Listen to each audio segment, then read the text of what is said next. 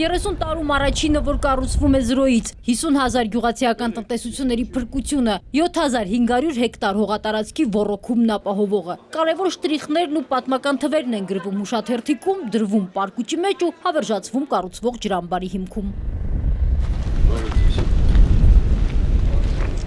Արարատ Վեդի ռազմավարական նշանակության ջրամբար։ Սովետի նախագծի վրա 26 տարվա փոշի կար, այն սկսեցին մաքրել 4 տարի առաջ։ Նախ ուսումնասիրվեց ջրամբարի ոռոգման համակարգի վիճակը, հետո ստորագրվեց վարկային համաձայնագիրը։ Դրանում ֆիքսված գումարը 90 միլիոն եվրո է։ Արարատի գյուղերի համար կարևորագույն ջրամբարը կկառուցվի Զարգացման ֆրանսիական գործակալության վարկով ու Հայաստանի կառավարության համաֆինանսավորմամբ։ Այդպիսով մարզում մեկ ընդմիշտ կփակվի ոռոգման թեման։ Վեդու ջրամբարի ընդհանուր ծավալը կազմելու է 29 միլիոն խորանարդ մետր, պատվարի բարձրությունը լինելու է 14 մետր ձեր հետևի մասում և 85 մետր,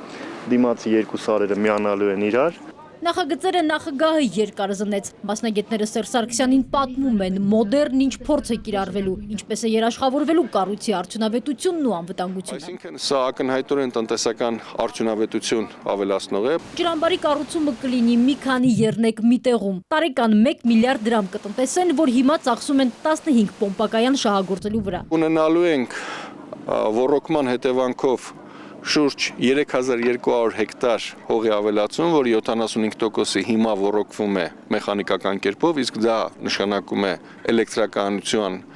օգտագործում, որովհետև պոմպակայաններով ջուրը մղվում է, իսկ 300 հեկտար էլ անջրդի եւ մենք այդ 300 հեկտար անջրդին ավելացնում ենք։ Ջրի կորուստը կիսով չափ կնվազի, բերքատվությունը կավելանա, Սևանի էկոլոգիական բալանսը կապահովի։ Ջրամբարը կառուցելու փուլում 250 հոգի գործ կունենա, 250,000 դրամ աշխատավարձով։ Ընդհանուր առմամբ գյուղատնտեսության մեջ էլ է զբաղվածությունը ապահովելու։ Ռազմավարական նշանակության ջրամբարը կառուցելիս Հայաստանը միայնակ չէ, արվում է համատեղ ուժերով, ֆրանսիացի եւ իրանցի գործընկերների հետ։ Ծրագիրն ավարտելու համար տրված է 4 տարի։ Շաքե Ղազարյան, Նարեկ Գալստյան, ժամը լրատվական։